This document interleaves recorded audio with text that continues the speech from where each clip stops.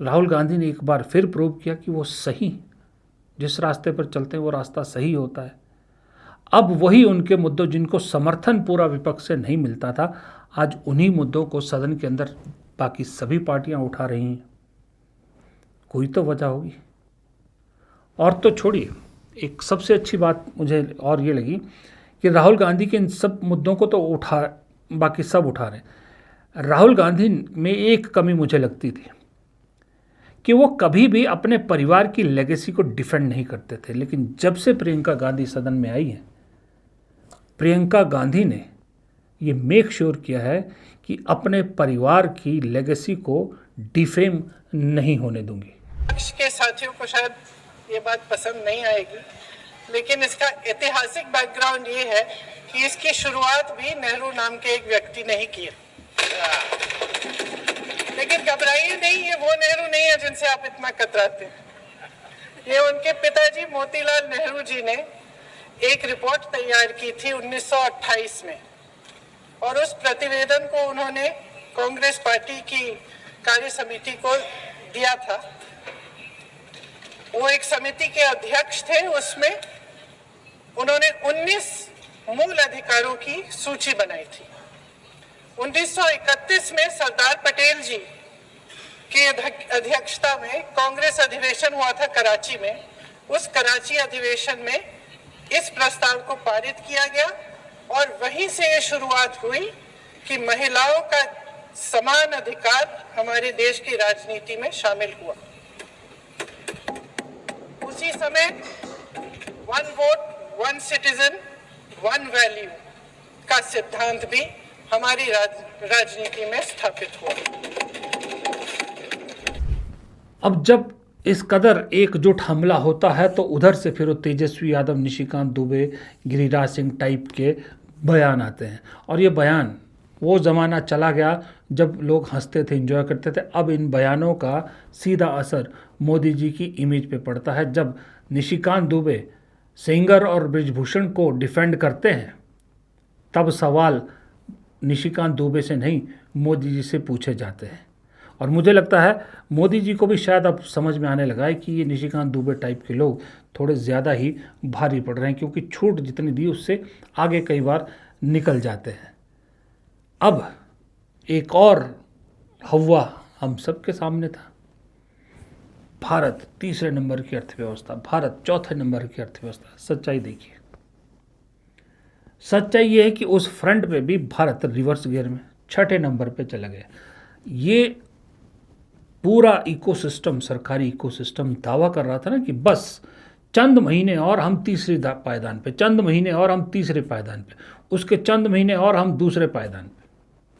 आज सारा सिस्टम चुप क्यों है? आप रिवर्स गियर में चल गए, छठे नंबर पे पहुंच गए। क्यों पहुंचे? क्योंकि वो जानता है सरकारी सिस्टम, जब इस पे बात करेंगे, इस पे कोई जवाब देंगे तो सवाल उठेंगे फिर नीतियों पर कि किसकी गलत नीतियों की वजह से आज ये पोजीशन आई है कि आप आगे बढ़ने की बजाय पीछे चले गए। कहाँ गई वो विश्व गुरु की छवि? मुझे नहीं मालूम, एक सर्वे जैसा आया था, अब वो कितना सच है कितना नहीं मैं उसको ऑथेंटिकेट नहीं करता, पर टॉप 100 पिछले साल के इन्फ्लुएंशियल आदमी, पर्सनैलिटीज़ जिन्होंने सोसाइटी पे कोई इन्फ्लुएंस छोड़ा है, उसमें मोदी जी का नाम ही नहीं है। और कहते हैं विश्व गुरु है।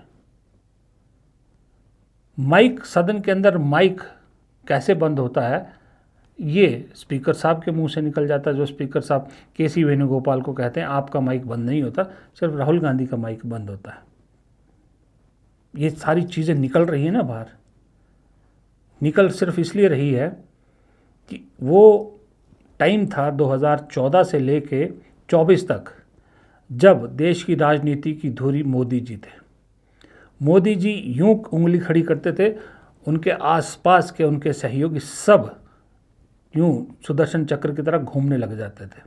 लेकिन 24 में ऐसी आंधी चली कि आज उसी धुरी पर राहुल गांधी खड़े दिख रहे हैं। और राहुल गांधी जो आवाज़ उठाते हैं, जो मुद्दे उठाते हैं, उसके आसपास 234 की स्ट्रेंथ वाला विपक्ष तो दिखता ही दिखता है। एनडीए में शामिल बहुत सी पार्टियां भी बैकडोर में उस आवाज़ को बुलंद करती हुई नज़र आ रही हैं। ये फ़र्क है क्योंकि 2029 वाला स्लेट अब गंदा हो चुका है। मैं इसलिए कह रहा हूँ क्योंकि जैसे जैसे वक्त की गाड़ी 2029 की तरफ बढ़ रही है, वैसे वैसे जाने अनजाने में बीजेपी के अंदर का कैरेक्टर बाहर निकल रहा है। जब बीजेपी 303 वाली पार्टी थी, उस वक्त छोटे मोटों विपक्ष को कुछ समझती नहीं थी, लेकिन आज उनके नेताओं से वो सच्चाइयाँ बाहर निकल रही है जो अल्टीमेटली अगर देखा जाए आपको तो नुकसान मोदी जी की इमेज को पहुंचाते हैं। अब कल सदन में तेजस्वी सूर्या जो अभी नए नए हैं राजनीति में, वो आंध्र प्रदेश और तेलंगाना के पार्टीशन को पाकिस्तान से कंपेयर करें तो आप सोचिए इसमें कोई ताली बजाएगा क्या। बंगाल में चुनाव चल रहा है, बीजेपी दावा कर रही है कि हम 150 से 200 सीट जीतेंगे। वहाँ पर जो मुख्यमंत्री के चेहरे हैं बीजेपी के शुवेंदु अधिकारी, अगर उनको टीएमसी के कार्यकर्ता मिलते हैं और उनको देखते ही, उनके नारे सुनते ही शुवेंदु अधिकारी के चेहरे पर ये हाव भाव देख रहे हैं, अपनी धमकाना, ये डराना, अंदर की झल्लाहट बता रही है कि बंगाल में भी काम तमाम बीजेपी का हो चुका है। वरना जो जीत रहा होता है ना, उसको ऐसी छोटी मोटी चीज़ों से कोई फर्क नहीं पड़ता। फिर संसद लौटिए, एक विपक्ष का नेता खड़ा होकर सवाल पूछ रहा है कि जिस पार्टी में सेंगर हो, जिस पार्टी में बृजभूषण शरण सिंह जैसे नेता हो, वो पार्टी महिला आरक्षण और महिलाओं के सुख दुख की या महिलाओं को आगे बढ़ाने की बात करे तो अजीब लगता है। लेकिन उसके जवाब में उसका भी डिफेंड करने, जवाब तो क्या, उसको भी सेंगर जैसे लोगों को, बृजभूषण जैसे लोगों को डिफेंड करने के लिए अगर सदन के अंदर सांसद खड़ा हो जाए बिना अपनी टर्न के और उसमें उल जलूल बोले, तो कैरेक्टर सवाल पूछने वाले का नहीं, उस सवाल पे चिढ़ने वाले का क्लियर होता है। निशिकांत जी, क्या 1 मिनट व्यवस्था का प्रश्न दे। यदि ये कुलदीप सेंगर और बृजभूषण की बात करेंगे तो आदित्य ठाकरे की भी बात होगी। क्यों? उसने भी हीरोइन को जो है मार दिया। कौन कहता है? यही चर्चा ये गलत है। यही चर्चा this should be report on the record. Sengar को सेनगर को कैसा नहीं। चलिए हम आप बैठिए। Sengar jail has gone to the jail. Don't denounce that. No right to say that. क्या बात करते हो? एकदम सर, इसके ऊपर तो इनके ऊपर कार्रवाई होनी चाहिए। कार्रवाई होनी चाहिए इसके ऊपर। क्या है? इसको दिखवा लो। क्या है ये? क्या है ये सर? हम दिखवा लेंगे, वो कार्रवाई का हिस्सा नहीं बनेगा। हमने निर्णय दे दिया। निर्णय दे दिया सर। कैसे निर्णय दे दिया? निर्णय दे दिया Arvind Sawant ji. Nothing will go on record except Arvind Sawant ji. Arvind Sawant ji की बात जाएगी। सर ये बात क्या? सॉरी, क्या है सर? हमने निर्णय दे दिया है बाप। सुप्रिया जी, गौरव गोगोई जी, मान लें। कृपया आप लोग बैठ जाए। बहुत बोलेगा। 1 मिनट सर, पूरा आ जाएगा, गोदरा बिदरा आ जाएगा। ऐसा है, 1 मिनट आप चुप हो जाए। 1 मिनट अरविंद सावंत जी, 1 मिनट अरविंद सावंत जी। हाल फिलहाल में निशिकांत दुबे को इससे करारा जवाब सदन में नहीं मिला होगा। सवाल ये भी उठता है कि शिवसेना, उद्धव ठाकरे के जो अरविंद सावंत सांसद हैं, इन्होंने जो निशिकांत दुबे को जवाब दिया और जो हाव भाव और जवाब देने के चक्कर में सबको लपेट गए, मोदी जी को भी लपेट गए, गृह मंत्री को भी लपेट गए, ये एटीट्यूड कुछ समय पहले तक तो विपक्ष के सांसदों में नहीं दिखता था। अब कहाँ से आया है?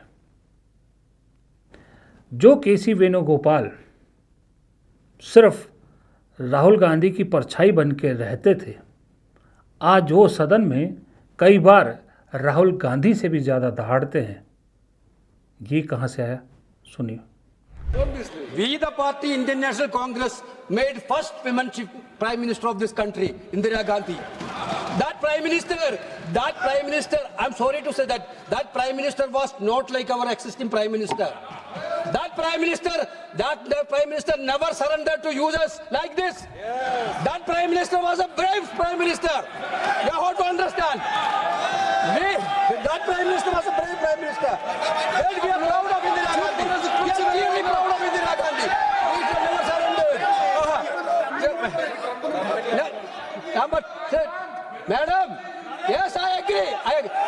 We the Congress Party given first woman president of this country. We the Congress Party given first woman speaker of the Lok Sabha. और एक चीज आपने और नोट की होगी, केसी वेणुगोपाल कामयाबियां अपनी जो उपलब्धियां गिनवा रहे हैं वो कांग्रेस पार्टी की गिनवा रहे हैं, लेकिन ताली बजाने वाली नॉन कांग्रेस पार्टियां भी हैं। डीएमके के भी सांसद हैं, दूसरी पार्टियों के भी इंडिया गठबंधन के सांसद हैं। ये सब कैसे हुआ? ये सब हुआ सिर्फ एक आदमी की लगातार कोशिश से। उस आदमी का नाम है राहुल गांधी। दरअसल ये सारे मुद्दे जो उठाएं, चाहे केसी वेणुगोपाल उठा रहे हैं, चाहे अरविंद सावंत उठा रहे हैं, चाहे अखिलेश यादव ने जातिगत जनगणना का मुद्दा उठाया कि ये सारा तामझाम इसलिए हो रहा है कि हम जातिगत जनगणना पे सवाल ना उठा पाए। जातिगत जनगणना का मुद्दा किसका था? ये सारे लोग अब राहुल गांधी के मुद्दे उठा रहे हैं, जो राहुल गांधी पिछले काफ़ी समय से उठा रहे हैं। अब समूचा विपक्ष उन्हीं के मुद्दों के आसपास बात कर रहा है। फिलहाल इस वीडियो में इतना ही। प्रदीप चौहान को दीजिए इजाज़त। नमस्कार।